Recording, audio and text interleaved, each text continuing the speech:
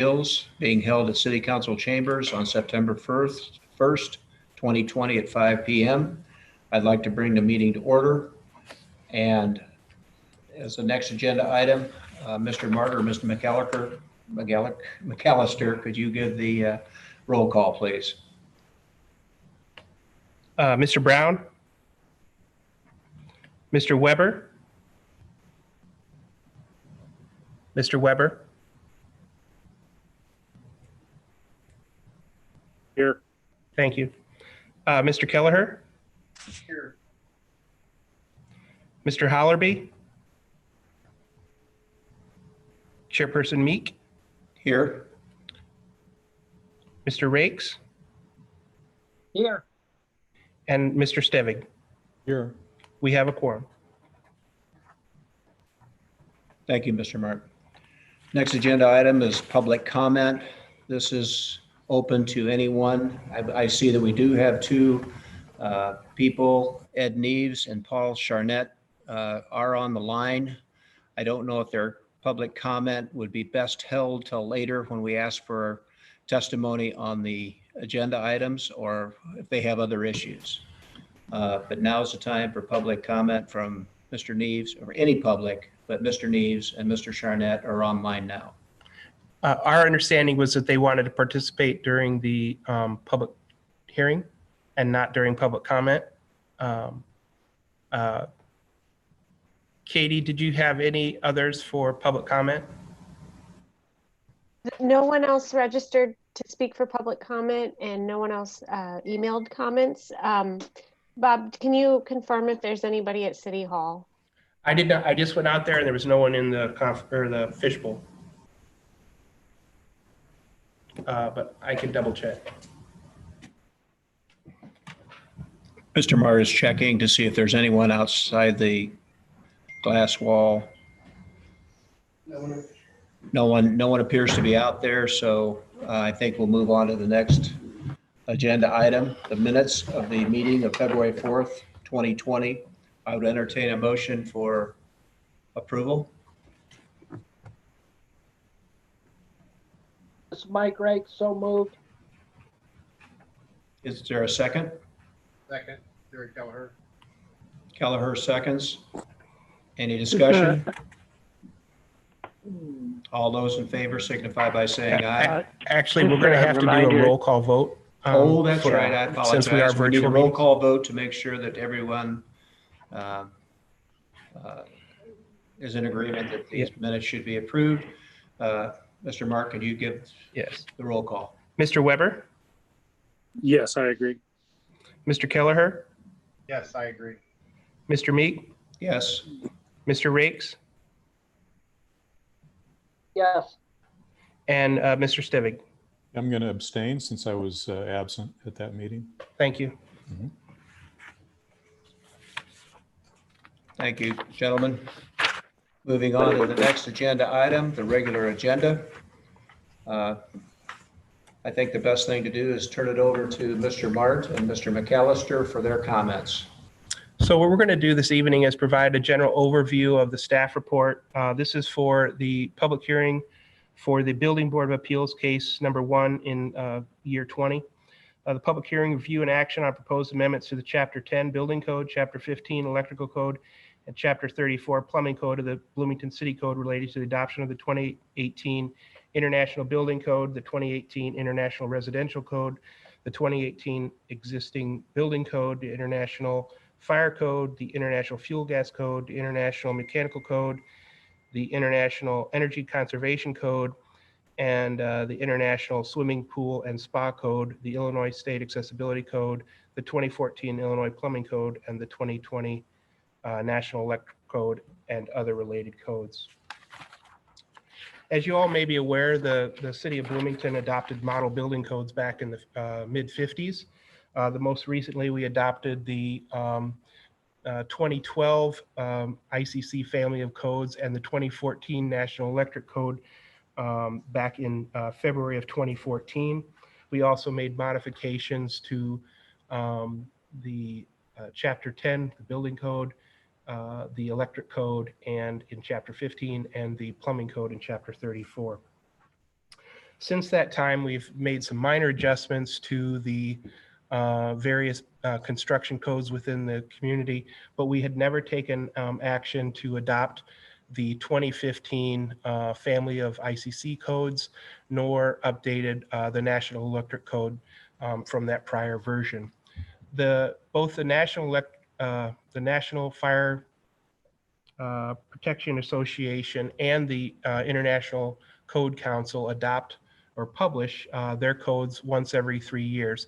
These are model codes that are recognized throughout the nation and internationally for the depth and the standards that they adopt as far as construction codes throughout many communities in the nation and internationally. It's now time that the city move forward with the modernizing our building codes up to the current code that's out being published for the 2018 ICC family of codes and the upcoming adoption of the 2020 National Electric Code. Within the staff report, there was several references, online resources, because of the large volume of information that's contained within the building codes. It was easiest for the staff to reference those online accesses to those resources, and those were made available on the city's webpage, building code update webpage, since at least March. The Community Development Department has been simultaneously working with both the Building Board of Appeals and the Property Maintenance Review Board on the update of codes. As you're aware, your recommendations relate specifically to Chapter 10, Chapter 15, and Chapter 34. The Property Maintenance Review Board, are ultimately responsible for administration or recommendations for the City Council on Chapter 45. So although we've been doing it simultaneously, they are two separate approval and adoption efforts before these two separate boards. With the COVID-19 pandemic, we did work previously with the Building Board of Appeals. We held meetings on December 3rd, January 7th, and February 4th.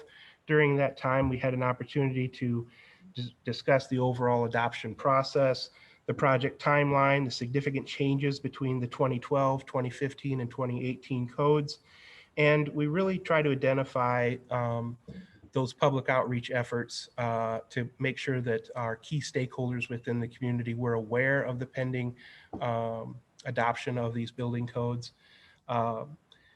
You have to understand, since we didn't adopt the 2015 code, there was an extensive effort made by staff to illustrate those changes that we are looking at in the various codes from the 2012 adoption through the 2015 adoption, and then to the current published edition of the 2018 version of the ICC family of codes.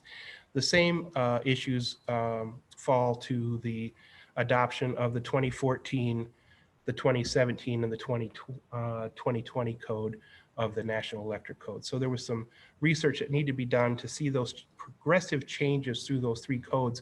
Normally, a community would periodically adopt as the publications come forward, and usually there's a lag of about 1 or 2 years that the publication would come out. You'd then research it, study, go through those processes for adoption, and then move forward with that adoption after that review. As far as we extensively worked on making sure that those key stakeholders in the community were aware of the ongoing process for building code adoption. We had the opportunity to meet in early spring, March, I believe, with the Bloomington Normal Association of Realtors. We also met with the local chapter of the American Institute of Architects. We had plans to meet with the Bloomington Normal Home Builders Association. That presentation ultimately fell through as the closures and social distancing requirements came through on COVID. We also reached out to the chamber, but all through this process, we've had access to the city's building code website. So the other thing that we did was we provided notice to all registered contractors within the Bloomington community. And as far as the property maintenance side, we also provided mailed notices to all landlords within the within the community as well. So I think we did a pretty good effort of getting that outreach out as requested by the Building Board of Appeals. We wanted to make sure that everybody had an opportunity to participate in this discussion as we move forward on adoption of the model building codes for the community.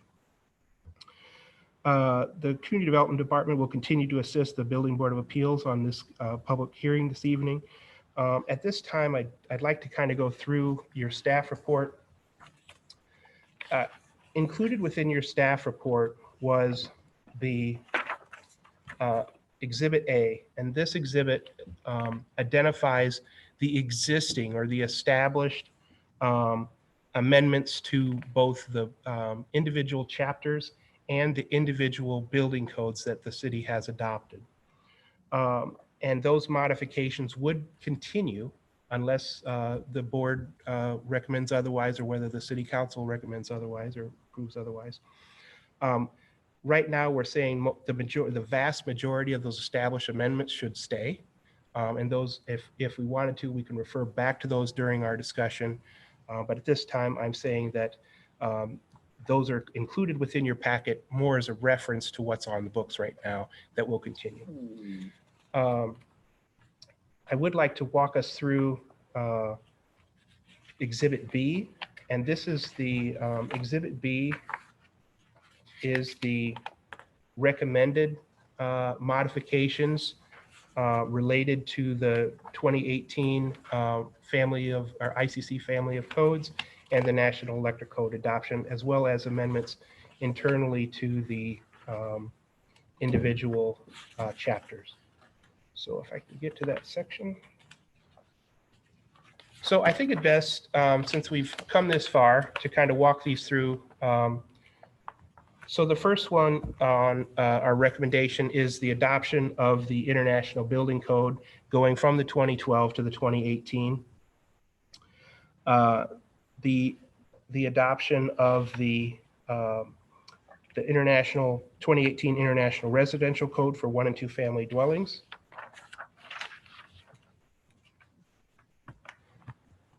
The adoption of the International Swimming Pool Code. Now, this is a code that the community had not previously adopted. It's something newer on the books. The swimming pool and spa and hot tub code was previously within the International Residential Code for 1 and 2 family dwellings. It was essentially a 1 or 2 page appendix. This book is a little bit more extensive, and our recommendation is that we adopt this new code into our established standards of code. So that's something new from us that we had not had previously adopted. We're also recommending adoption of the International Mechanical Code, the International Fuel Gas Code, the International Fire Code,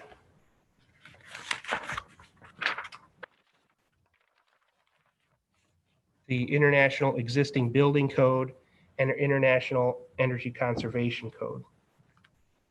And this is all contained within the first article of the Chapter 10 of the Building Code. And that would be the scope of the chapter.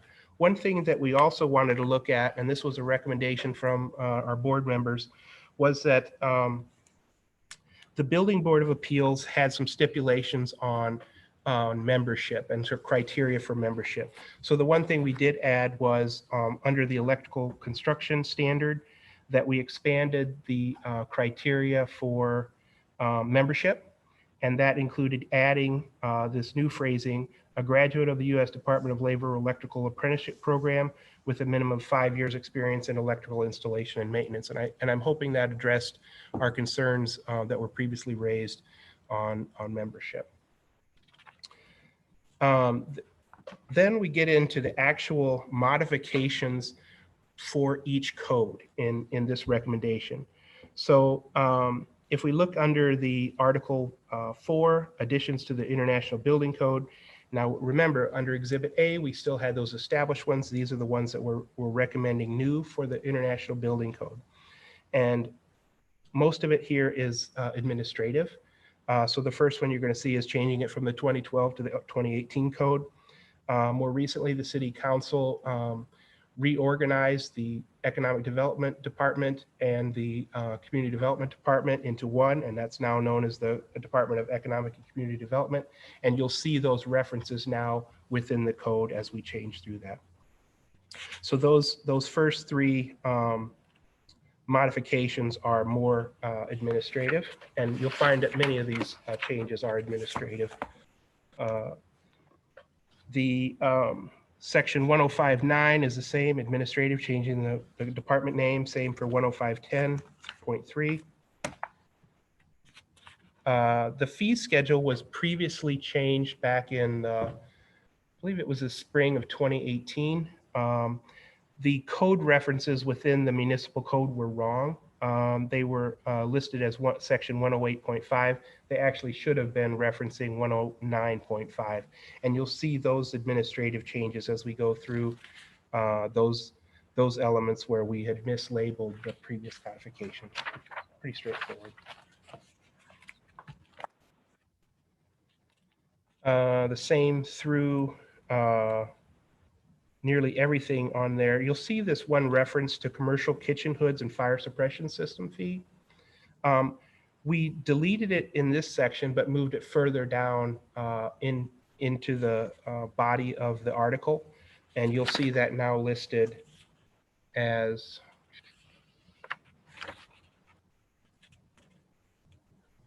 uh, 109.23. So that we didn't lose that section, we just moved it where it was more appropriately placed. Most all of those were administrative changes.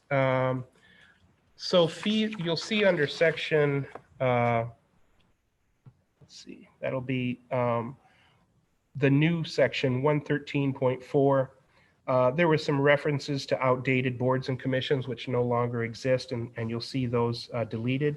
There was also the need to identify the Property Maintenance Review Board as far as the appeals process. One other thing on section 106 or 1608.4, the section listed in the code identifies ground snow loads. Our code did not, so that's an addition there. But the standard for 30 pounds per square foot remains. We also identified, updated a code related to flood hazard areas within the community. And so those were the additions or modifications we're proposing for the International Building Code 2018. As you can see, most of them, I would say pretty much all of them, were administrative in nature. Going on to Article 5, additions, completions, modifications, and amendments to International Residential Code for 1 and 2 family dwellings. Again, we're asking to change or update the code from the 2012 to the 2018 version. We've identified an error in the under table 301.2 regarding wind speed. It was listed as 90. It actually should have been 115. It was not shown appropriately in the code. It's Bob, can I just interject there Yes, for a second? It's actually not an error. It was 90 in the 2012 code, and it's changed to 115 in 2018. Okay.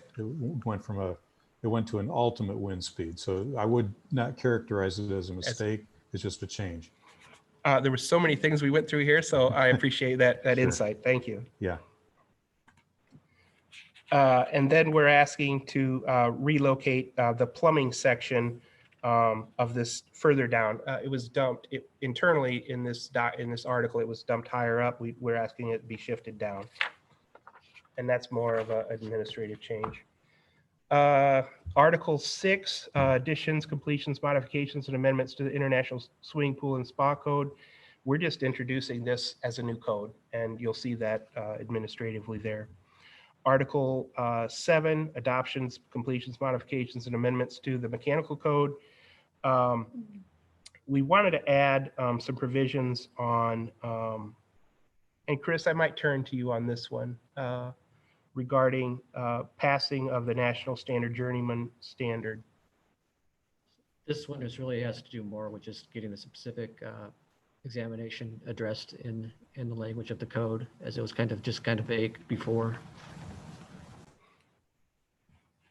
And then there was some modification to the examination prerequisite where we just cleaned up the verbiage, so it's easier to follow. Then Article 8, additions, completions, modifications, and amendments to the International Fuel Gas Code. There were some administrative references that were in error, and we've addressed those in the fee schedule and the fee refunds. Article 9, adoptions, completions, modifications, and amendments to the International Fire Code. There were some numbering issues in there that needed to be added to be consistent with the other articles. And then there was also some administrative changes as they were some of the violation and the compliance requirements were misnumbered.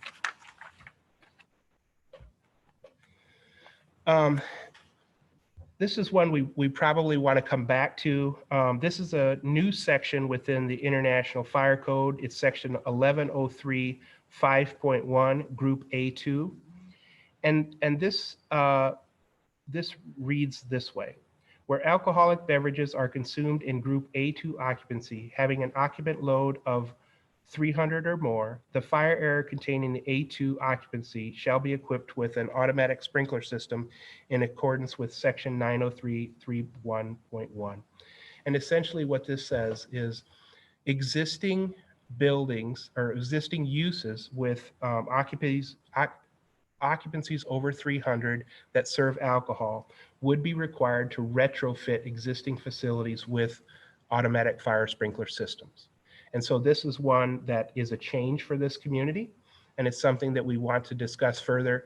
What I'd like to do is we continue on our walkthrough of the Exhibit B, and we come back to that after we get through Exhibit B.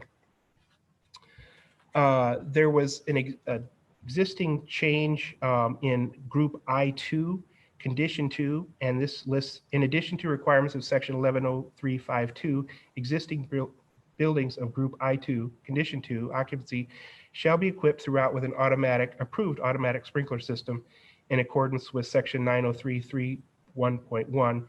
Automatic sprinkler system shall be installed by January 1 of 2024. So this specific section required a date to be inserted.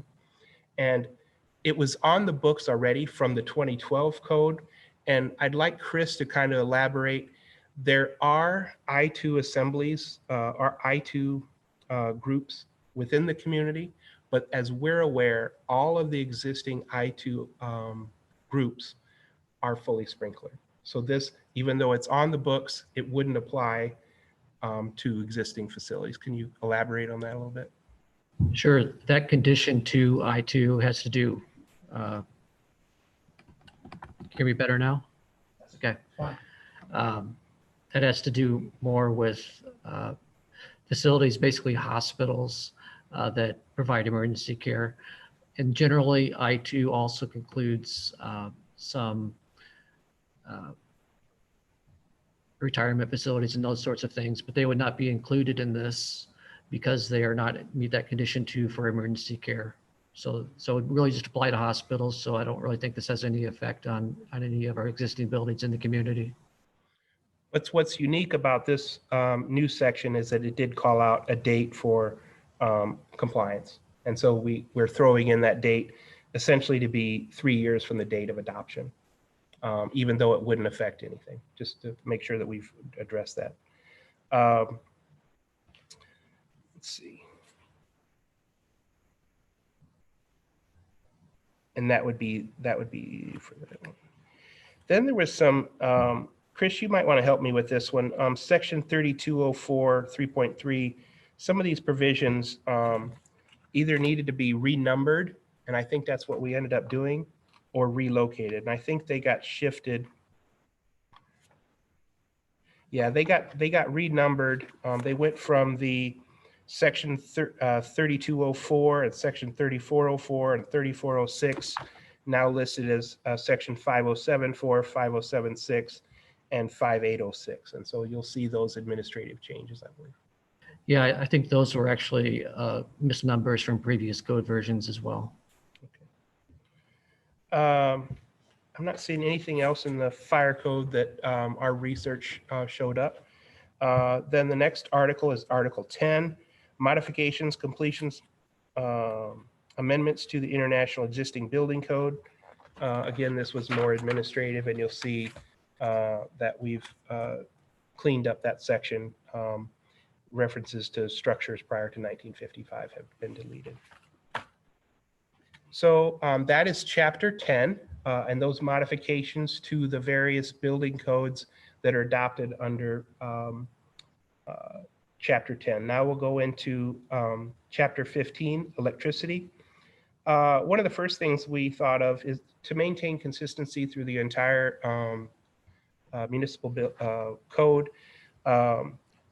Chapter 34 is identified as the plumbing code. Chapter 10 is identified as the building code. We just decided to make that a change to call Chapter 15 the electrical code instead of electricity. Under section Article 2, electrical contractors, and Chris may want to elaborate, we've modified, just to clarify, the expectations for contractors in the community, that you have to show proof of passing an electrical exam, and that exam be current within the last 6 years. I will say this: sometimes we have out of town contractors that come in who pass the test under other electrical commissions. We no longer have an electrical commission in the city of Bloomington. We honor their test, but we have to make sure that they provide proof of that test before we can register them as a contractor in our community. No other changes under section 5. We're asking for under Article 3, we're asking for the adoption of the 2020 edition of the National Electric Code over the 2014 edition. We also were cleaning, these are kind of legacy sections within the chapter. There used to be an office of the electrical inspector. We've identified, that's now just part of the Economic and Community Development Department. While it's still prestigious, it's not that prestigious. So we're asking that we modify that. And so that will now read: the electrical inspector is appointed by the city manager. The electrical inspector shall be under the supervision of the Director of Economic and Community Development as opposed to a standalone office. One of the things that you'll find in our revision as well is taking out the gender bias within these, our corrections. So you'll see us change from he to the electrical inspectors, those kind of things. We want to make sure that we're up to speed on that. Some minor changes on the naming for the Office of Electrical Inspector under qualifications. And you'll see that same kind of administrative thing as we go through. I want you to bring your attention to section 21, inspection and tests, B, and it's just a matter of practice. The electrical, this is the former statement within the chapter and not within the specific code. The electrical inspector shall, within 1 working day of notification of completion by the contractor, make his inspection. And that's not really doable. It's not really fair to our staff members. You might get a call at 2:30 in the afternoon, and we may not be able to get there to the next day. So we're asking for a modification to that be from 1 working day to 2 working days. I will say this, that our staff usually can respond to anything, whether it's a property maintenance violation or an inspection within 2 days, but I don't think it's correct to say that you got 1 day and off you go. So I think that's important that we discuss that. And that was the one change to section 21. And then now we move into chapter 34, the plumbing code. These are again administrative in nature. The city is required essentially to adopt the statewide standard for the Illinois State Plumbing Code. We've eliminated some of the legacy language from the past related to the Public Board of Health. We now have a McLean County Health Department. We've updated some of our definitions to clearly state that it's the Illinois State Plumbing Code instead of the Illinois Plumbing Code. Contractor registration, we've added some verbiage that no permit will be issued until appropriate business license documentation is submitted. And we've also eliminated the license fee because the license fee is actually provided through the state and not through the city. Permits required. Most everything you see in there is administrative, referencing the Illinois State Plumbing Code. You'll also see some changes in our piping requirements. Chris, can you kind of elaborate on F and G? We're now referencing, specifically deleting references to certain piping and referring back to the state plumbing code for that. That would be under our section 17, F and G. I think that those mostly had to do with previous requirements of the previous plumbing inspectors. They're just trying to tie it back to the actual requirements of the plumbing code. You're still on mute, Chris. Mute.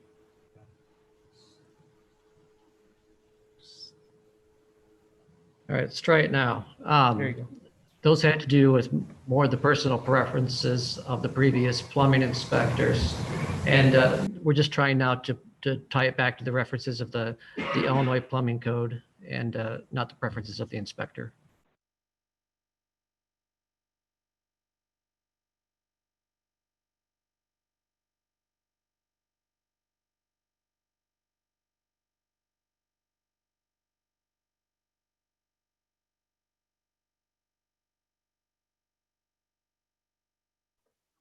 Bob, you're muted. Okay, I'm not sure who's muting me, but that's fine. Okay, then Article 4 of the Plumbing Code. Again, a reference to the Illinois State Plumbing Code as far as the standards for piping. And that will be consistent throughout the rest of the document. I'm not seeing anything else under Chapter 34 modifications that were any more than administrative, and you'll see that as well.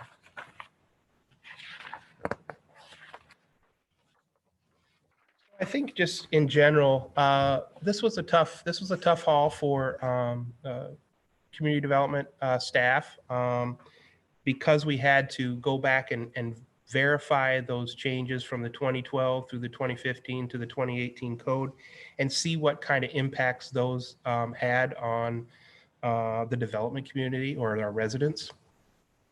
We also took a great deal of time evaluating other communities that had gone through a similar adoption process, whether it was from the 2012 code to the 2018 or the 2012 through the 15 and 2018, just to see what their processes were and see what those I guess I'll call them code anomalies. So what rose to the top? What changes were these other communities looking at to meet the intent and character of their communities, and what those local amendments look like in other communities?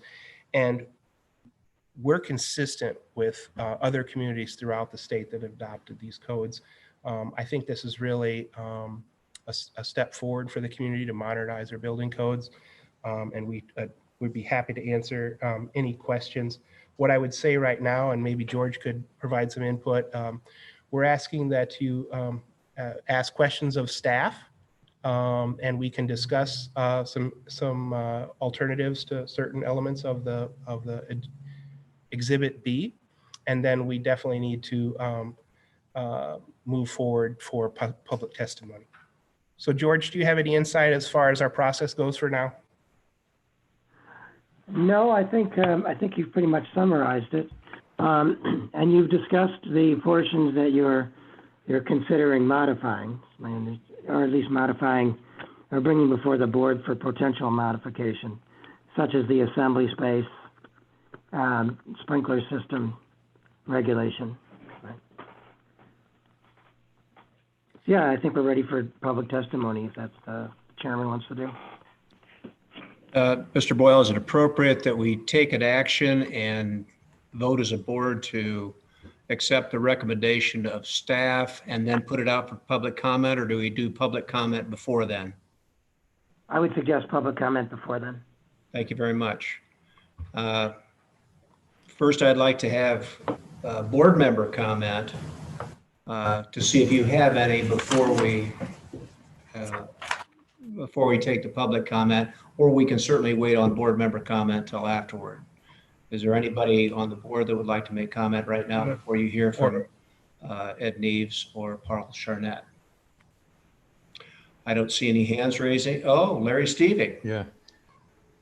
I just had I think it's a quick question, a clarification for staff regarding the adoption of the International Energy Conservation Code,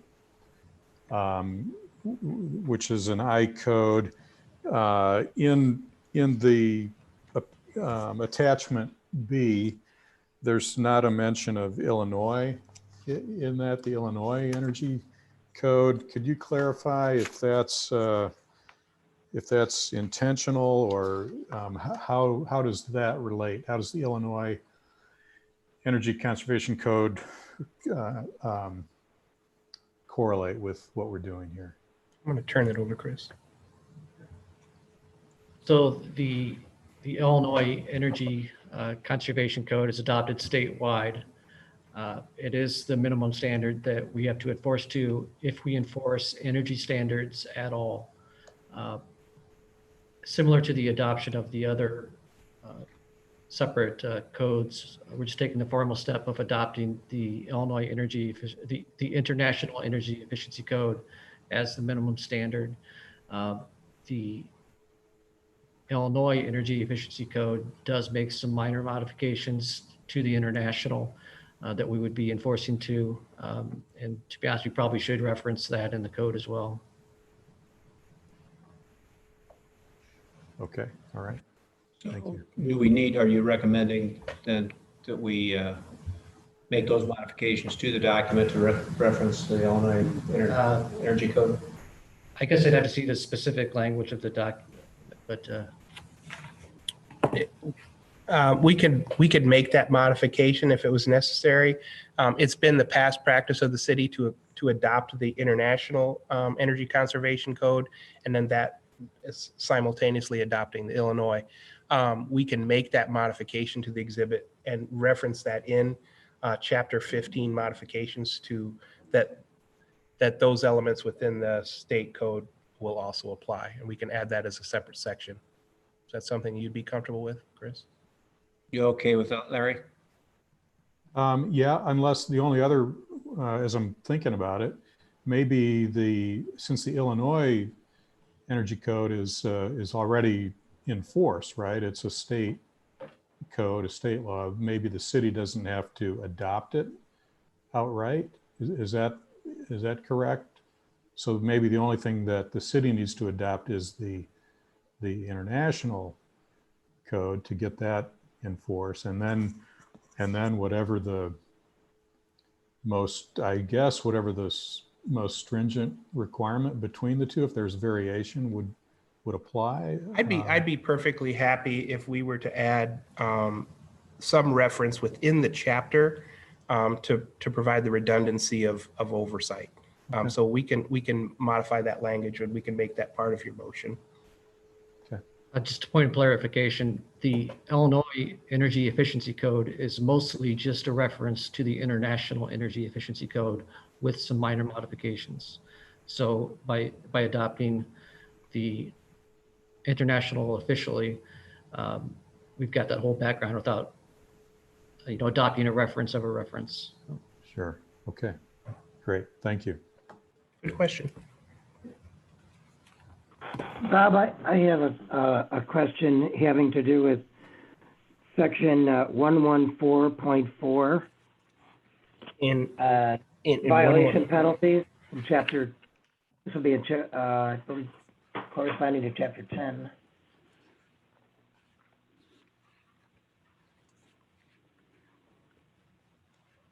And I don't know if you've seen that. What 1.4? 114.4. It has to do with violation penalties. Right. I think what we were doing there was just it was out of order. Let me double check. I'm not finding it. And Bob, that was If you want, I can pull this up on the screen from your exhibit. Would you like me to do that? Yeah, that's fine.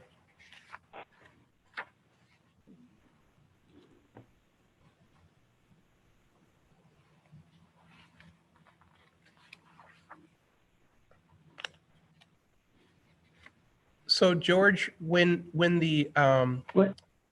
Yeah, I just had a couple of questions. The one I have references a misdemeanor and also talks about there being a fine or imprisonment. Is it still reading that way? And the reason I'm asking is I have some issues with this particular translation program. I want to make sure I have the right language well, here. so the only modification, so we raised that or brought that forward from the established code sections outlined in Exhibit A. We did, our only revision there was that section was not properly identified as section 114.4. We did not do anything internal to the violation penalties within that or any other chapter reference. So you'll find a similar reference probably within each of the other chapters. I think that's a chapter Right. reference. Yeah. And yeah, that's right. And it's not like this is, I know that this is not particularly unusual for one of these, but I would suggest, and the board may wish to do this, is that having, I've done a lot of code enforcement for the city since 2007, and we have never sought, nor do we want to seek misdemeanors or imprisonment.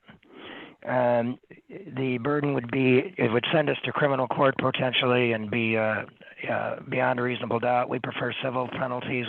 We prefer, and so I would suggest that instead of the word misdemeanor, we say an offense, and then just say punishable by a fine of, and we'd put a minimum not less than $50 nor more than $500, and delete the reference to imprisonment. And I can restate that afterwards if people would like for a motion. If it's not, if it remains, that's fine. It is relatively standard. We still generally do proceed with fines. So Mr. Chairman, if I could add some comments to that.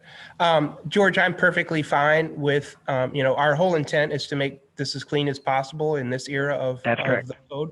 So I think if it's appropriate to make that change, I think is when we get to that point where we're making motions that we should specifically list that. George can provide us with appropriate language, and your recommendation could include that modification with the language as provided by legal counsel. I think that sounds like a good plan. We'll get back to that when we make motions on acceptance and so forth after we've heard the testimony of everybody.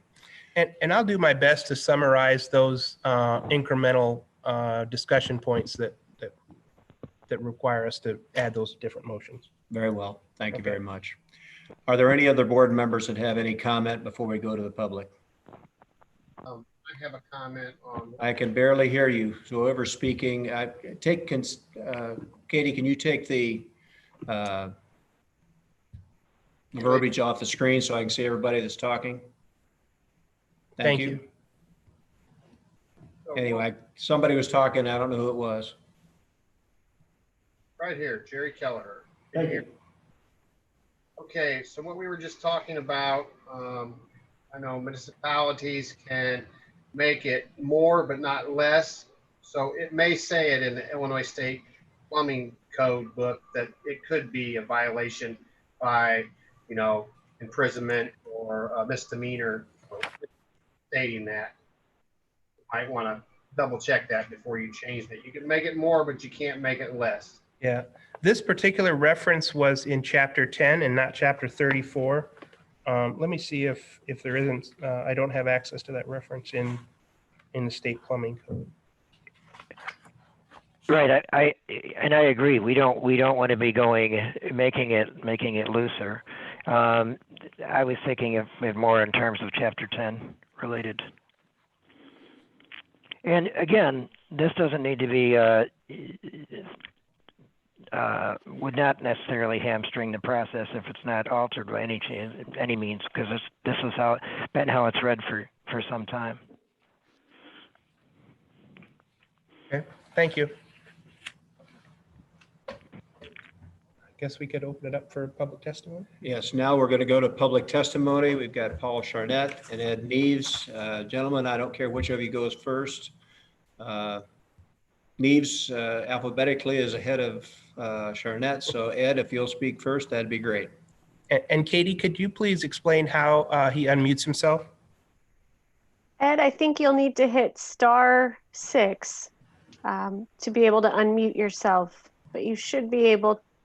There we go. Okay, can you hear me? Yes, and you'll have to swear in. As chairman of this committee, and because you're speaking on record in public testimony, you'll have to be properly sworn in. Ed Neves, do you swear or affirm to tell the truth, the whole truth, and nothing but the truth? Response would be yes or no. Yes. You may speak.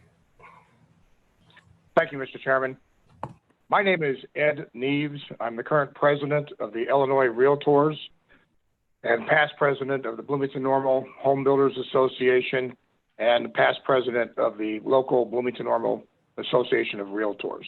And I'm an alumni of this board, so thank you for your work. I know what you're doing, so thank you. Thank you, members of the committee, for this opportunity to speak tonight.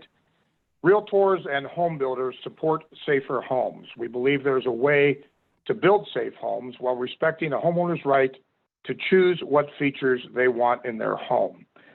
To that end, we've had the opportunity to work with the city staff over the past year and years before, and we're pleased to learn that the recommendation being made by staff regarding the 2018 International Residential Code is to maintain the current status quo regarding residential fire sprinklers in new construction. Maintaining the status quo means that for 1 and 2 family dwellings, the installation of fire sprinklers will remain optional. We supported this position when the city adopted the current 2012 version of the IRC, and we reaffirm our support for optional fire sprinkler installation in the 2018 IRC, which you are poised to adopt. All communities surrounding Bloomington Normal also provide for optional sprinkler installation. They followed your lead when you included the optional language in the current version of the IRC. We commend the city of Bloomington for adopting the mandatory offer language into the current version of the code. With the mandatory offer, builders are required to offer the option of a sprinkler installation to the homeowners, and the decision remains in the hands of the property owner, who decides what is best for their individual situation and finances. As president of Illinois Realtors, I attend many state and national meetings, and everywhere the predominant discussion is in favor of preserving consumer choice when it comes to sprinklers. Sprinklers can increase the cost of a new home by $10,000 or more, depending on the size. Assessments might climb, inspection fees add up, and the maintenance costs will increase over time with these systems. As far as pre-owned houses, used houses, however you want to label them, the National Association of Realtors estimates that 1 job is created for every 2 homes that sell. Using that ratio, 1,000 homes generate 500 jobs. The economic impact of each home contributes about $50,000 to the economy per transaction. Now, these numbers are for existing homes. For new construction, we add approximately 2 full-time jobs to the economy. Each new home employs approximately 100 laborers, contractors, suppliers, and tradespeople. And each new home adds approximately $85,000 into the local economy just in the first year. A sprinkler mandate could mean fewer homes being built, which means fewer jobs created, and existing workers being laid off. New construction permits in Bloomington have been dismal over the last few years, but in the last few months, we are now beginning to see those numbers increase. Changing your current policy of allowing optional fire sprinkler installation in 1 and 2 family dwellings would seal Bloomington's fate. New development could go elsewhere since none of our neighboring communities have a sprinkler mandate. Realtors oppose local ordinance which mandates sprinkler systems in new single-family homes because such a requirement has very real potential to negatively impact the affordability of housing, consumer choice, and of course, private property rights. Every stakeholder in this issue has the goal of making new homes in Bloomington safe. We happen to believe that consumer choice can be protected without sacrificing that greater goal. Again, we thank the city staff for recommending optional sprinkler installation, and we ask that you support that language in the 2018 IRC before you this evening. Thank you very much for the opportunity. We appreciate it. Thank you.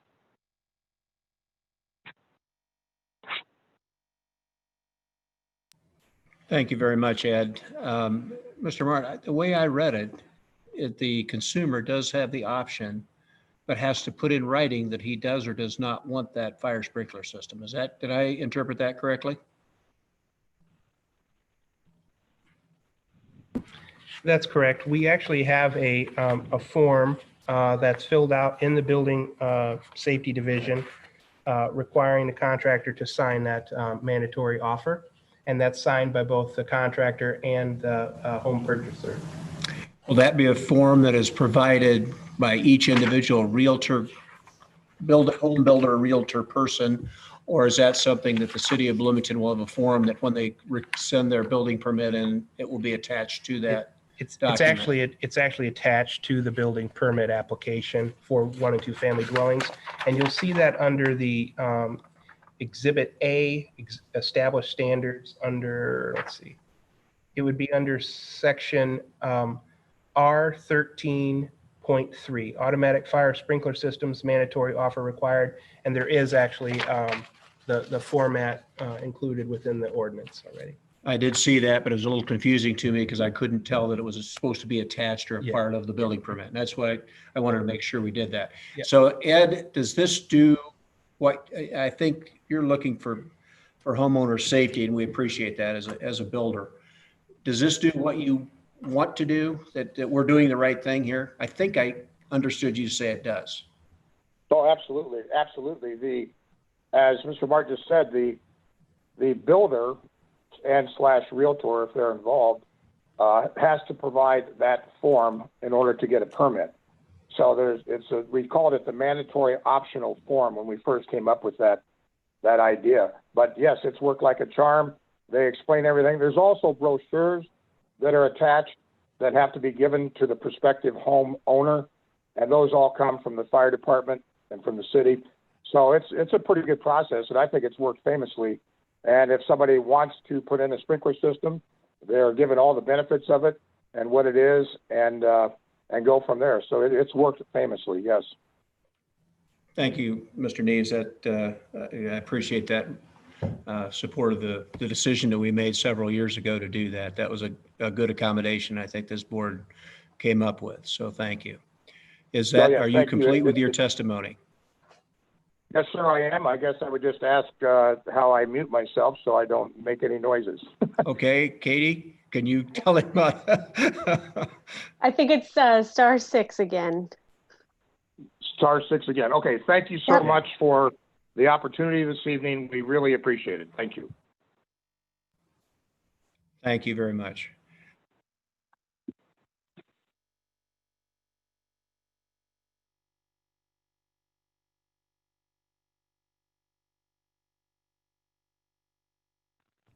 Just the wrong way.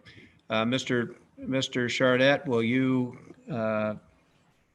swear that do you swear or affirm to tell the truth, the whole truth, and nothing but the truth in the testimony you're about to present? Yes. Thank you. You may begin. Well, thank you all very much for taking the time to hear my comments this evening. I appreciate it very much. I am vice chair of the City of Bloomington Historic Preservation Commission and a member of the Town of Normal Building Board of Appeals, as well as an architect in this community, and I'm intimately familiar with the construction practices that we have. I just have a few things that I would like to bring up, and I humbly come before you just to bring these to conversation for consideration. I prepared a little bit of a memorandum. I don't know if you've gotten that. I have realized now that I referenced the wrong code for the last one of them. I'm going to go in reverse order for this little bit of conversation, if you are referencing this memorandum. And the first is demolition through neglect. I had referenced erroneously the 2018 International Existing Building Code. In fact, this should be the 2018 International Property Maintenance Code. However, I do not see that the Property Maintenance Code is on the list for consideration. I assume that that's being taken care of elsewhere, or that will become a separate conversation. In any case, my point this evening was to address the demolition through neglect portion of for consideration. There's not exactly a strong language in either the property maintenance code or in any other code that references demolition through neglect. But we do have, through the zoning code for historic properties, we have experienced in a number of ways over the past year, since adoption last May, the issues that have come to light because of demolition needing to happen through neglect of these properties. My encouragement with this is simply to open this up to conversation, that it should be considered as part of the review for this board, and that we would take real action that would offer some toothful standard to allow or provide a strong message that demolition through neglect is not an option, that neglect should not be happening in the first place. With that being said, I'll move on. I think Mr. Neves so eloquently described the considerations for sprinklers. We believe that this is the same standard that the town of Normal is standing by with, and in fact, they are referencing the city of Bloomington as the standard. I did not understand at the beginning of this meeting, before Mr. Mart identified that this would be maintained. And I'm very appreciative that it is maintained, not because it is a safety issue, but because this issue was never really a safety issue, and in fact was an issue of dollars that came to be because of a couple of companies. And there are previous inspectors that can tell you, who were inspectors at the city, who can tell you all about how this came to be.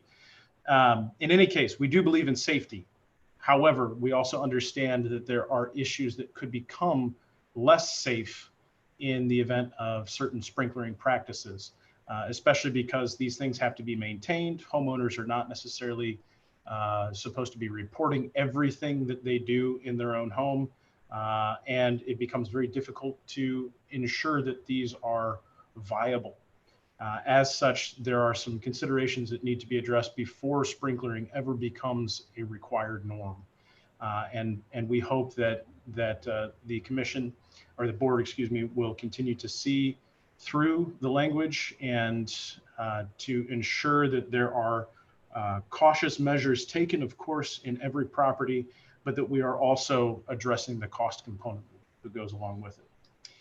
And finally, the most important piece of the language and what I wanted to present tonight, the International Energy Conservation Code, or Illinois Energy Conservation Code, historic preservation language. I'm going to read some of the language because this is going to make a lot more sense. So in terms of historic preservation, we know that it's extremely important to our community as part of the backbone of the culture of who we are. And so this code specifically makes it a little bit more onerous. Now, I would say that 2015 and 2018 have very similar language, but there are some pieces here that are creating some requirements for the city, and they are creating requirements for the public that are equally onerous. Let me read the text. Provisions of this code, this is C5016, by the way. Provisions of this code relating to the construction, repair, alteration, restoration, and movement of structures and change of occupancy shall not be mandatory for historic buildings, provided that a report has been submitted to the code official and signed by a registered design professional, or a representative of the State Historic Preservation Office or the Historic Preservation Authority having jurisdiction, demonstrating the compliance with the provision would threaten, degrade, or destroy the historic form, fabric, or function of the building. Now, it's been my experience that in the historic preservation side of things, you pretty much have to take everything on a case-by-case basis. I think that was the intent of this language, was to create some conversation between the owner of the property and the code official. However, what it has ultimately created is another layer of difficulty. And I'd like to just bring out three main points with this. The first is, will the city be able to determine and enforce with adequacy the requirements for ensuring energy code compliance options will not threaten, degrade, or destroy these properties? And what I mean by that is, as we look at some of these older buildings, let's say we have some of these older brick buildings. Well, energy code would have us put in XPS rigid insulation on the inside of all of these things. Well, XPS rigid insulation also creates a fantastic vapor barrier, which traps moisture behind it. And if a seal coat has been applied to the exterior of the brick, now we have a real problem where that condensation is going to happen on the backside of this XPS insulation. If there's any kind of drywall over that, it'll mold. So the concern that I have is who's going to review some of these things, because in the assembly, it makes perfect sense that that you would apply this XPS rigid insulation to this exterior wall. And from a code official standpoint, it complies. There's nothing about it that would be a problem, except from the threatening of the historic character. That mold can travel through the walls, get in the air ducts, cause all kinds of issues from for the building envelope. Another example of this, there are certain areas of buildings, I can think of schools in the area, that have unique mechanical distribution systems. Many of these things would be required by this code to create new pathways or create some new insulation techniques, or essentially take this to the ultimate level possible, where it would in fact be more dangerous to do so because it would create these challenges. Now, I certainly understand that a registered design professional would have to oversee a lot of these things. However, it doesn't put it only on a registered design professional. It also says that a representative of the State Historic Preservation Office or Historic Preservation Agency authority having jurisdiction can also accommodate or analyze these things and write this letter that it might be ascribed to some of these things. So my concern is that from a design profession standpoint, I can see that this creates yet another layer of challenge, but I also see that it creates for the city someone who has to be familiar with these requirements. And it's not just familiar, who has to analyze these on a regular basis. So poor Chris is going to be reviewing all of these things consistently, and somebody else has to be commenting back to them, who could just be some member of the Public Building Commission or Historic Preservation Commission. And they may not know enough to be able to say that that's the appropriate thing. So there's some language in here that I think needs to be revised. In addition to this, because the 2018 International Energy Conservation Code also includes residential properties, the owner can also sign this same piece of paper. And so for residential properties, and where we have been blessed / enjoy these properties that are 50 years plus old, there are some real concerns that I have about an owner saying that they will be able to adequately protect the property from being threatened, degraded, or destroyed for energy conservation purposes, when and it would be up to that conversation with the building official, who I'm sure does not have time to go through every little detail. And so my concern in these properties is that we are looking at it from an energy code compliance perspective, but it neglects some of these other areas that are so incredibly important. And quite frankly, energy code compliance is by far and above the least concern of historic properties. the energy that it took to put those things up to begin with is far greater than the energy that it will take to maintain a mechanical system at any point in its future. So with all of that said, I simply want to bring this language to you, that it needs to be considered, and we need to address these concerns. My suggestion is that the 2012 IECC language is used again and completely nullifies C5016 and R5016, and that those would just say for historic properties that are exempted, because there's so much, I think, difficulty that it creates for the public as well as for the city.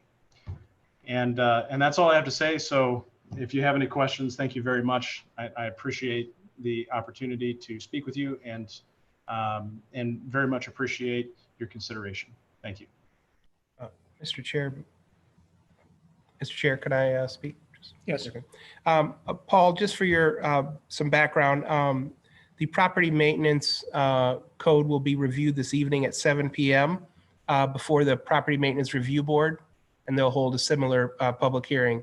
If you did not want to attend that, I could certainly bring forward your comments to make them aware of your concerns regarding demolition by neglect.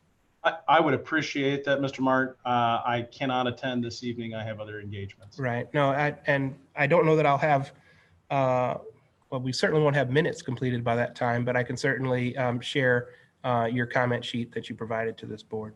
Thank you. And then I'm going to probably, certainly questions should occur between the presenter and the board, but Chris would be responding in regards to the questions that Paul specifically asked. So is there any questions from? Are there any questions from the board on Mr. Charnet's comments before Chris comments? Larry? Yeah, Paul, have you submitted a proposal for I guess deleting these two paragraphs? If that's in fact what you want to do, is there anything in writing? What I did is I prepared a memorandum. I prefer not to submit it knowing what I know now after hearing from Mr. Martin and seeing a couple of the errors. However, my suggestion is simply this, that we use the 2012 IECC language. For C501.6 and R501.6, that's your specific reference? That's correct. That's correct. So let's see if I can pull that up. In 2015 and 2018, they relocated that language. In 2012, it is C101.4.2.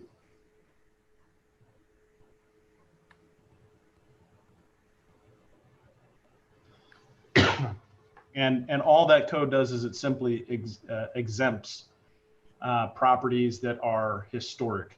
And those historic properties, those of course have qualifications as being state registered or in a historic district, et cetera, et cetera.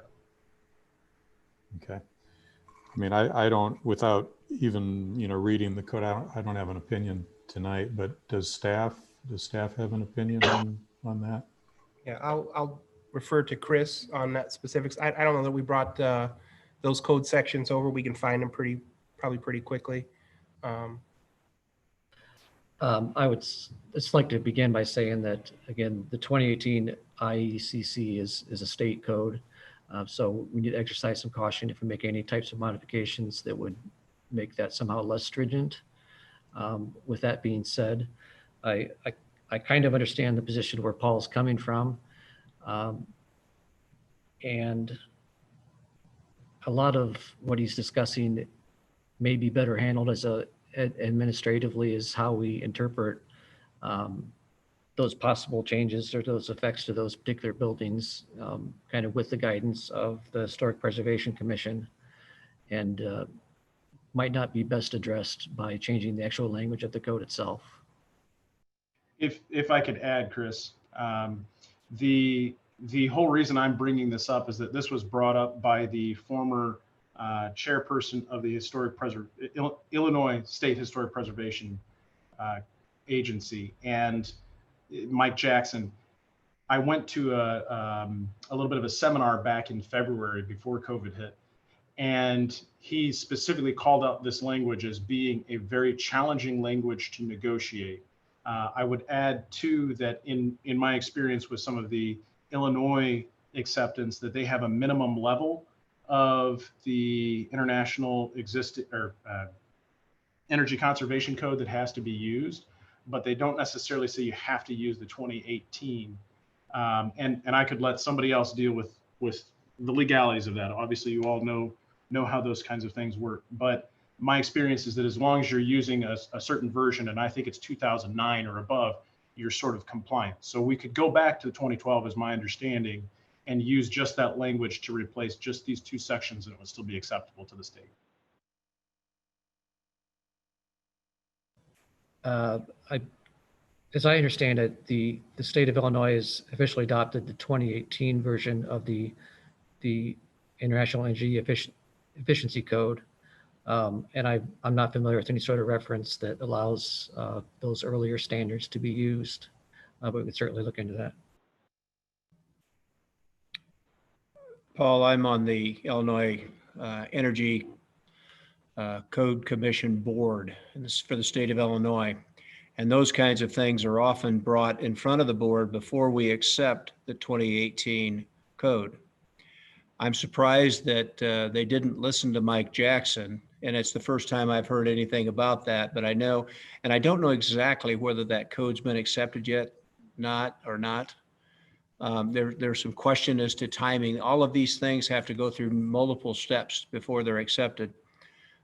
If you could drop us an email expressing those concerns, I can certainly send it to the Capital Development Board representative, who's our person that goes to the state to find out where that fell through the cracks. If we do see as a problem, why was it not addressed back then? So something is odd the way this whole thing's coming down. So you'd send Bob and Chris an email, and they'll forward it on to me that I can send it down to Lisa, who's the staff person down there that is our staff liaison to the Energy Code Board.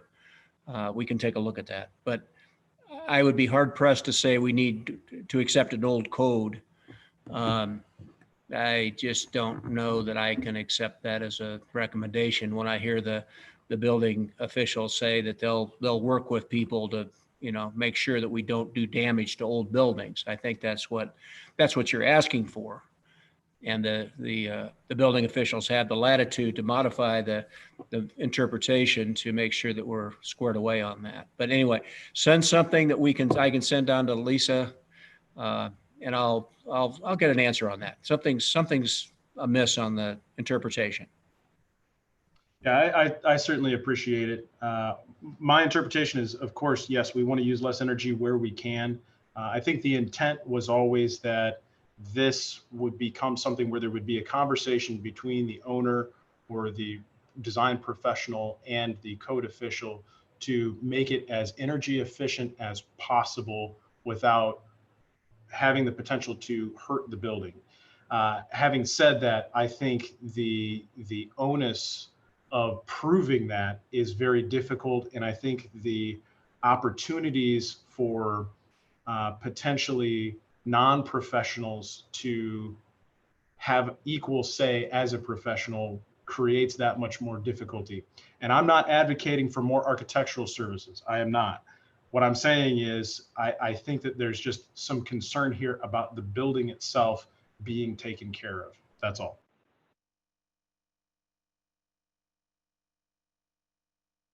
Very well. Do you have anything else to say?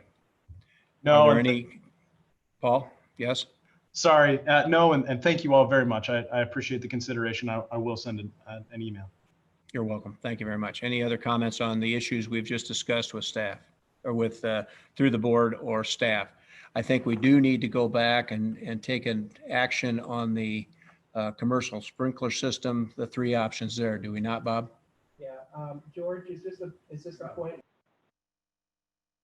Well, can we have for the record whether there's anybody else wishing to testify from the public?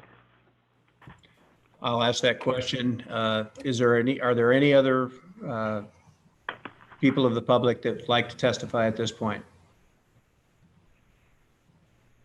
Seeing none, Mr. Martin, will you go forward and talk about the sprinkler system Yeah, options? George, should we take a official vote to close the public hearing, or how do you want to do that?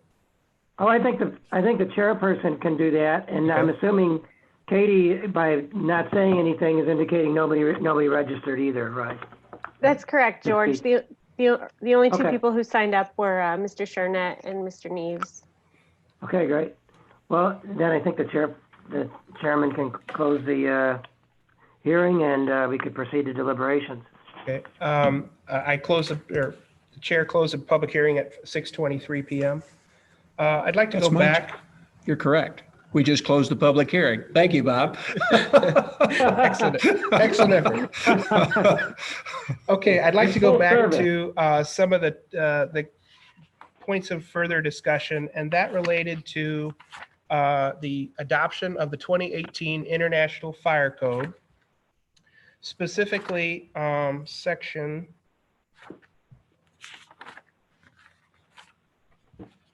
1103.5.1. And what this is a new section within the International Fire Code that we were able to determine was that may have a significant impact on our development community and our entertainment-oriented businesses within the community. And I'll read it again.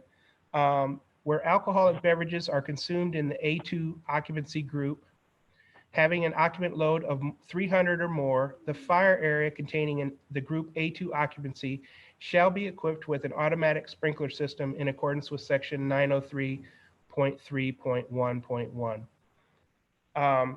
Staff has identified 3 potential alternatives for consideration by the Building Board of Appeals. I'd be happy to answer any questions. I can kind of elaborate on some of the discussions we've had within the Building Safety Division and with our fire department and fire chief on these specific issues. But I'll just leave it to you, Mr. Chairman, to pose those questions. Thank you very much. I have a couple of questions on this. Does staff have a recommendation on this? Number one, you can hold that recommendation. And I'd like to know the number of Mr. Meek, buildings that have you're still on 300 or mute. more. I'm still on mute. Yeah. Beg your pardon. I went full screen, so I don't know how I ended up on full screen. But anyway, how many buildings in the city of Bloomington have occupancy of 300 or more? And of those 300, how many are already currently sprinklered?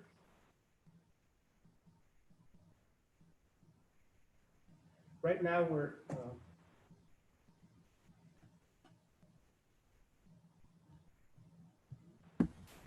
now, there's roughly 13 entertainment-oriented businesses that would have an occupancy load over 300 and with the service of alcohol. Of those, approximately 2 of those are fully sprinklered and another 2 maybe partially sprinkled.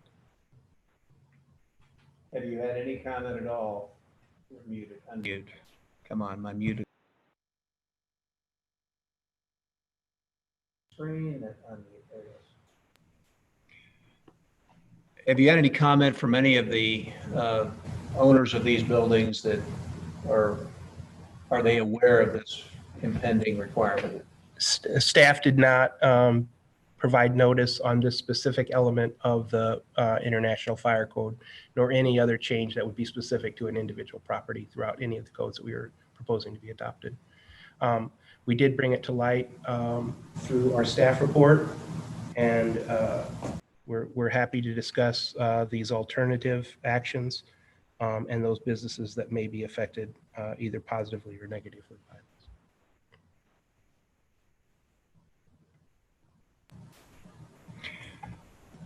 Board members, do you have any questions?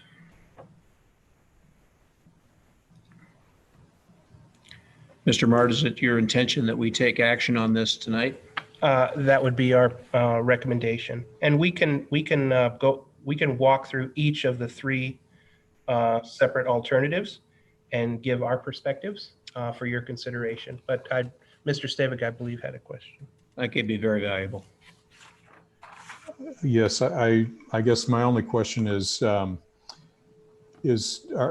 staff familiar at all with some of the debate or the reasons why this would have been changed in the 2018 fire code?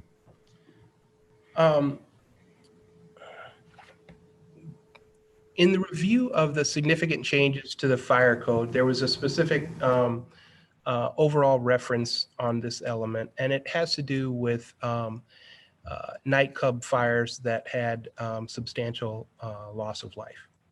And that's the basis for this new provision in the code.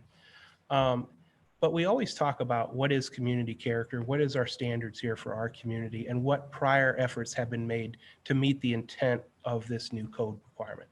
So we identified this as a new code standard. Should it be applied to our community? Had we done the background work in previous issuances of building permits? Are we going to do our due diligence in future improvements to these facilities? Those will all come into play as to what is the best option for this community, for the city council to make a determination on whether or not to adopt this provision in the new fire code. So I could probably elaborate just a little bit on each of the separate alternative recommendations that this Building Board of Appeals could look at. So the first one is to adopt the code in its entirety, including the new section 1103 5.1. And what that essentially would do would require all those businesses to retroactively install automatic sprinkler systems upon the adoption of the new International Fire Code. There's certainly a significant cost to those entertainment-oriented businesses in our community. And so that's probably the biggest issue here.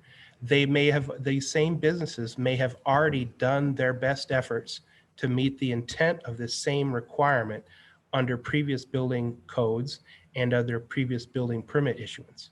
And so that's something that we as staff evaluated when we looked at this section.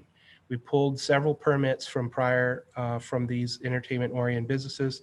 Many of them, and Chris, you'll have to help me with this discussion.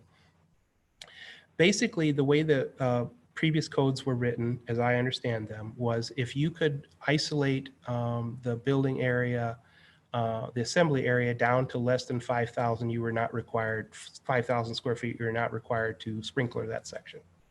And so many of these larger entertainment-oriented facilities cordoned off or sectionalized their buildings to allow for that provision and reduce the size to the 5,000 square feet for the reception area, the bar area. And they would cordon those off with fire-rated walls, fire doors, and barriers, and also worked on appropriate egress. So the intent was there even under the old code on these nightclub or entertainment-oriented facilities to recognizing that alcohol and large numbers of people and furniture in the way tends to inhibit their means of egress out of the building.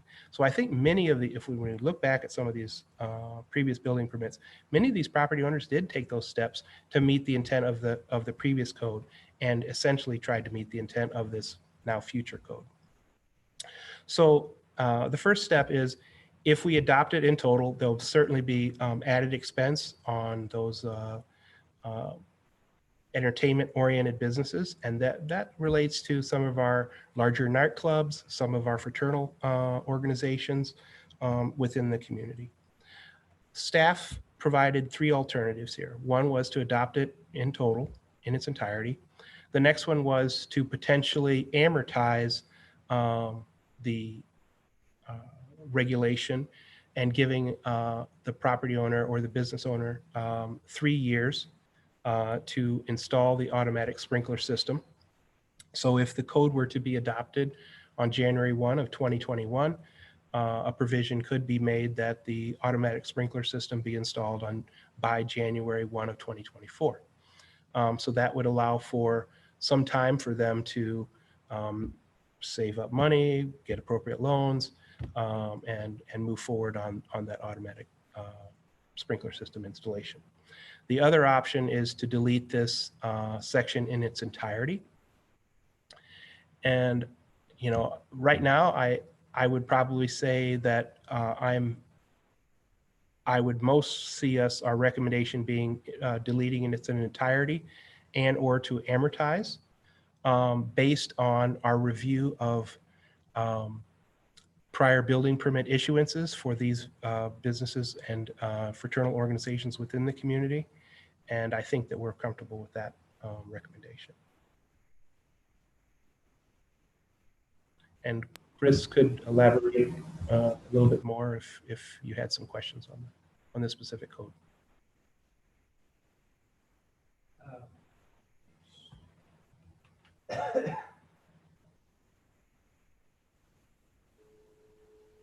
Mr. Stevig had a specific question about the kind of the causes behind this, and in our review that we did provide, we did have some information about the specific reasons for this, and in that review, it's basically a collection of nightclub fires and those types of places that had a significant number of life lost. Some of them go back quite a few years, but more recently, the Station nightclub fire in Rhode Island had 100 fatalities. The Ghost Ship Collective in Oakland, California had 36 fatalities in 2016. So it is a concern for these types of facilities. And I guess that hopefully that addresses your specific question about that. And that's what I got.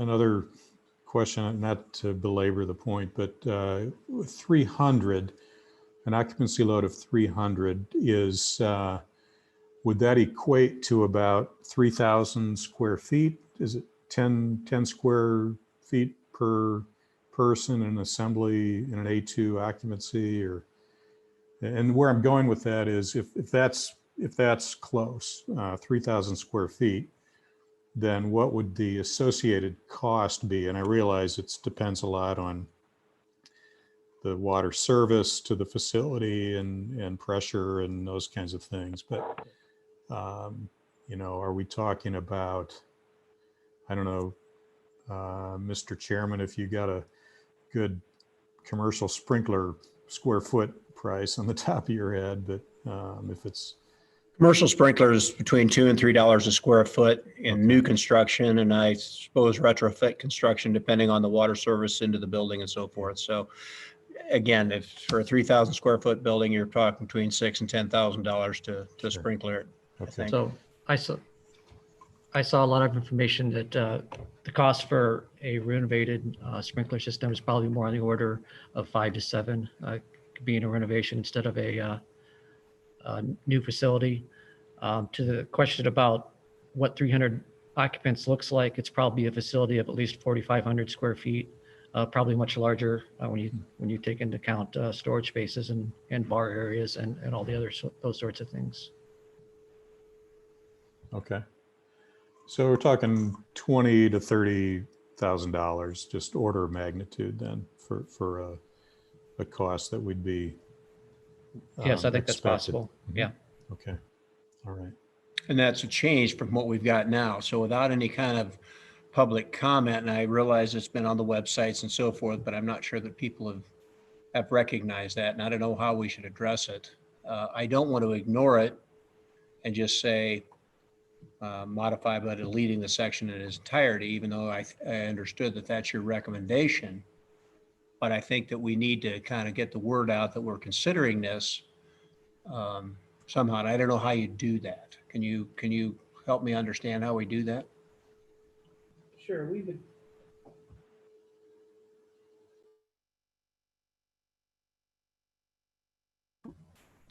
just from some of our preliminary work on occupancy loads in some of our entertainment-oriented businesses, we have a working list of those property owners that that could be notified of this pending recommendation from the board. My intent is to move this along through the board and to City Council. City Council action is anticipated on September 28th with implementation of the building codes on January 1 of 2021. So I think there's adequate time to provide that notice, get the word out, and then provide an appropriate recommendation to the City Council.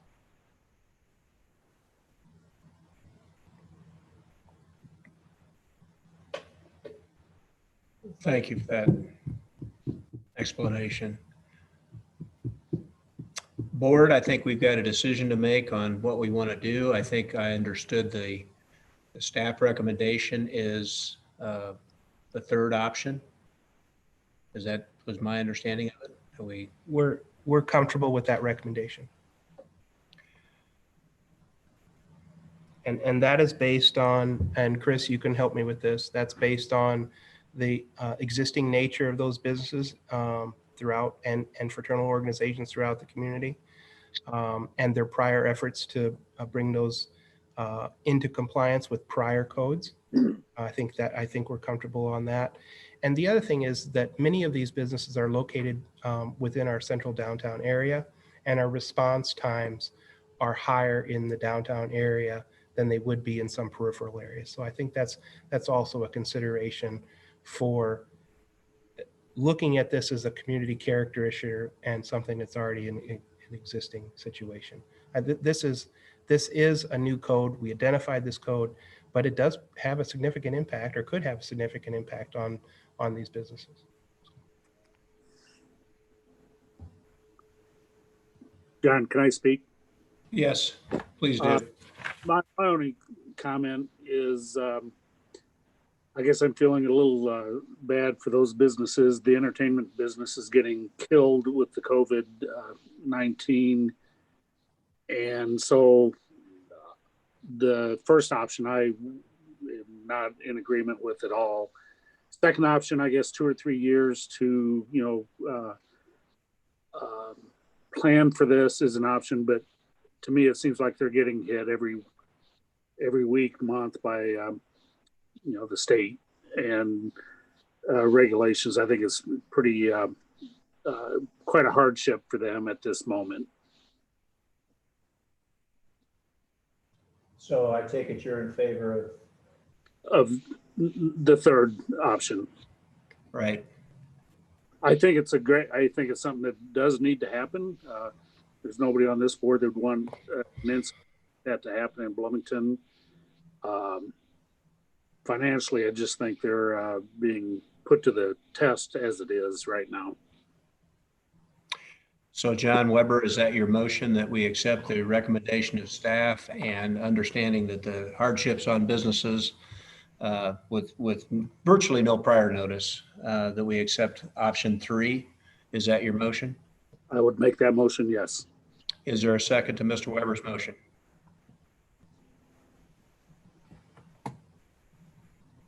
This is Mike Rakes. I'll second it.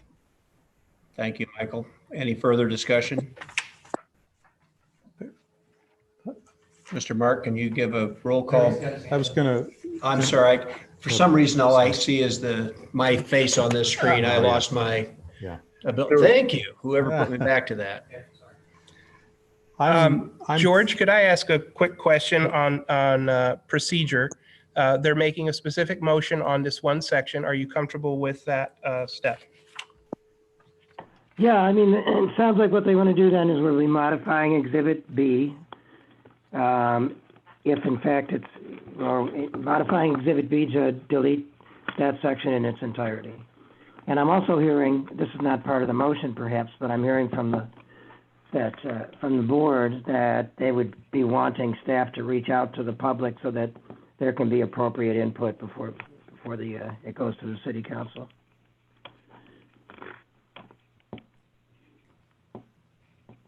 But But as to your question about the motion, that's what I'm hearing, is that it's to modify Exhibit B by deleting that section. Well, I think ultimately what we're going to do is accept staff recommendations of the whole thing, but I think we need to need to Go in it. finalize this one first right. before we can accept the rest of them. So at least that's my sense on the direction this thing's moving. Okay, so this is to modify Exhibit B, just to reiterate, and we'll get the verbiage down correctly, but to delete section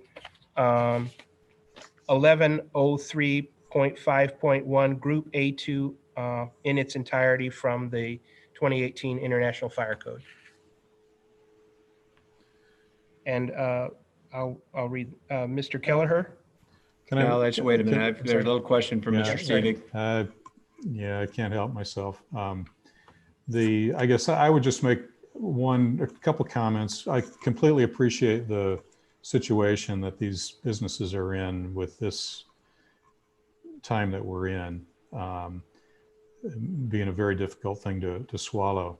The thing that I like about the amortized language is that it does give them some warning and 3 years to plan for it. So I do like that option pretty well. The other thing that's factoring in my mind is the kind of the community character issue that you talked about. And so without knowing what these facilities look like, it's kind of hard to make a judgment call, which this is. This is a judgment call.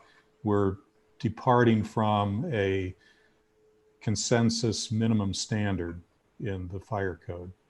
But I think what I'm hearing the staff say is that these are spaces that have made good effort to be safe spaces. And so that makes me feel good. When you say they're downtown in older buildings, that does give me some pause, but I don't know what they all look like. So I guess if you feel like they were maintaining a safe space before, I'd be comfortable with deleting the section and then perhaps revisiting it, the next time around when the codes are updated again.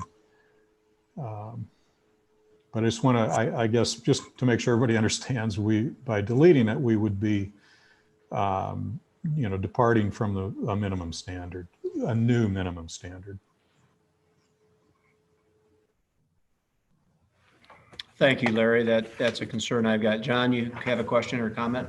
Yeah, I was going to ask Bob, when would be the next time that we could introduce that code, or a time frame that could be added at a later date? So the next adoption of a future building code would be the 2021 code, and you would typically wait that year after adoption. So you'd be looking at 2022. So maybe 3 years out, maybe. Okay.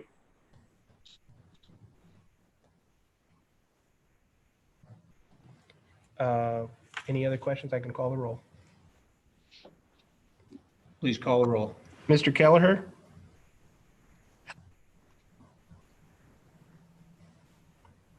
Mr. Kelleher? I'm sorry. Yes. Mr. Rakes? Yes. Mr. Stivig?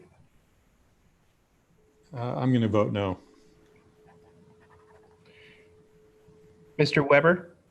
Yes. And Chairperson Meek? A reluctant yes. Okay. That motion did pass, and we will reach out to those businesses as requested. I think the businesses need to understand that we're looking out for their financial benefit and their benefit, they move forward. But I think it's incumbent on city staff, the building safety department, to make sure that these, again, as Mr. Stevie identified, I don't think we know these places well enough to know that what they've got safe. Right. I know there have been some concerns of multiple people dying in places they couldn't exit properly and so forth. That's been an international problem over the years, but this is a real concern. I think, Larry, I appreciate your you're raising that concern and voting your conscience on that. So the motion has passed, and I think are we now ready to go back and look at the recommendations of staff on all the Appendix B? Yeah, let me just, if I could, I'll summarize some of the points of discussion. There was a point of discussion on referencing in the 2018 International Energy Conservation Code to include a reference to Illinois. That was one discussion point. I'm not sure if staff responded appropriately that adopting the international would also include the Illinois, and we can just further discuss that. The other discussion item we had was on the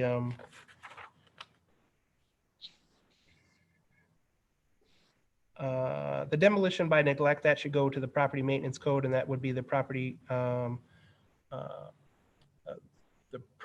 maintenance board of review this evening meeting. We'll take that.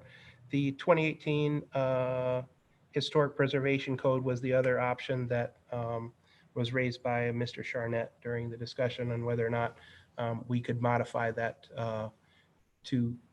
that we were required to follow the 2018 code, or that we could modify it in such a way that we could allow for the 2012 code. So was there any questions on that specific one? Or we could move forward with a motion that potentially could adopt the local amendments as shown in Exhibit B. Is there a motion to adopt the amendments as shown in Exhibit B, with the modifications that have been made thus far as identified by Mr. Mark? So moved.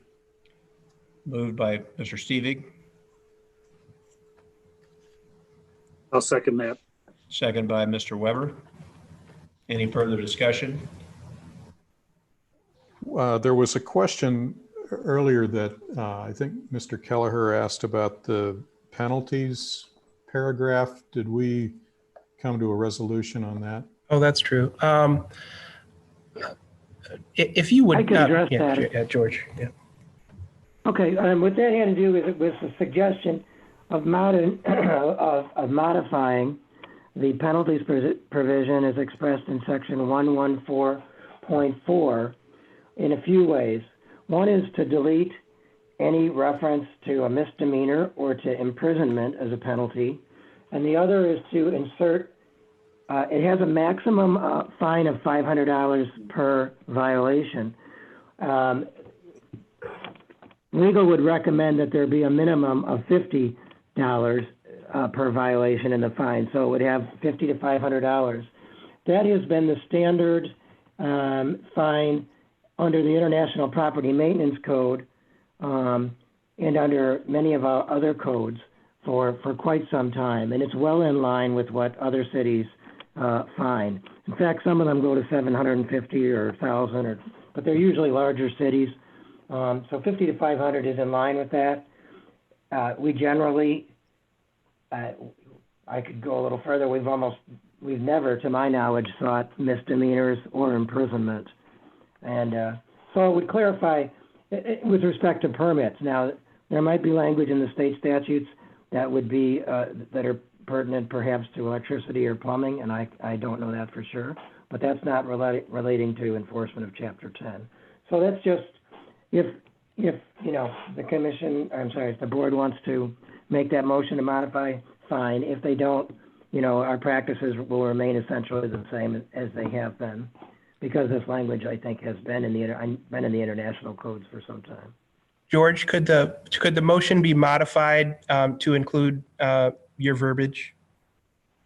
Yeah, and so the motion would be to delete the word misdemeanor and substitute it with offense, to keep the language punishable by a fine of, insert not less than 50, nor, and then keep the language more than $500, and then delete to the end of the sentence. Keep the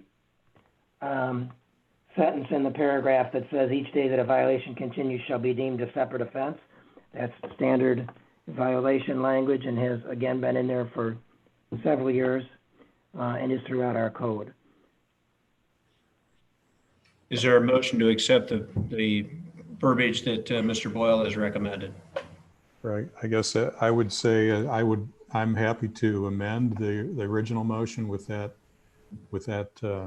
change. Thank you, Mr. Stevie. Mr. Weber, you're the second. We'll second that. You'll second the change to the amendment. Thank you. Thank you, Mr. Boyle. Mr. Kelleher,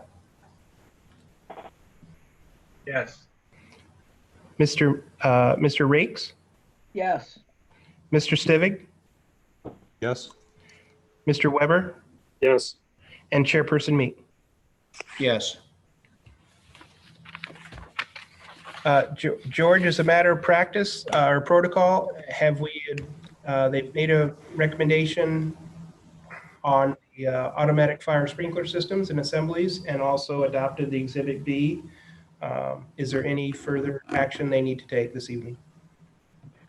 Well, I think the only thing is whether they would be sending Exhibit B as modified by the two previous motions to the City Council with a positive recommendation. I think the intent, you're muted. Shoot. I think the intent of the motion, would that be the case, that we would, with the two modifications that we've made, move this on to City Council. I suppose we could take another roll call vote on accepting that, but. I'm comfortable with that being your intent. Mr. Keller has a question. Yes, Mr. Kelleher. I would like to address what we talked about in the section 17, water meters and water services. You talked about you were going to change the way it was kind of done while Gary Hinderleiter was here, plumbing inspector. That was his idea. I think we should check with Eric Lehman and see if he thinks that's also, proper.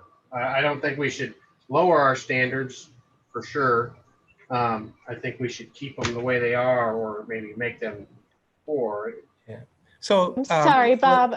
Bob, I'm sorry. I don't mean to cut you guys off, but we have another meeting starting in 5 minutes. Right. So I just wanted to let you know. We're close. Thank you. So all the inspectors were involved in this process. And so Eric was specifically involved in those changes to Chapter 34. So he was aware of these changes and felt comfortable with going with the state standard. Okay. With regard to a record, I think it would be beneficial, if that's the intent, to send this forward with a recommendation, that there be a formal motion and that way there'd be a vote and a record of who's sending it forward with a positive recommendation. Will one of the board members make that motion?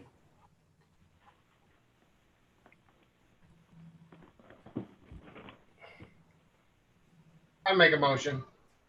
Thank you, Mr. Kelleher. Is there a second? Mike Second. Rakes, I'll second it. Go ahead, Mike. Thank you, Mike. Roll call vote. Mr. Weber. You're Mr. Weber. muted, John.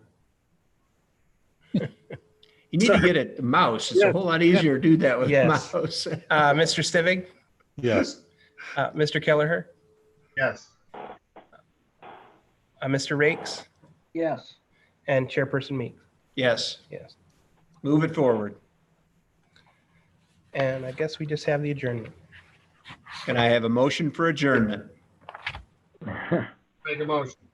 Kelleher moves. Weber seconds.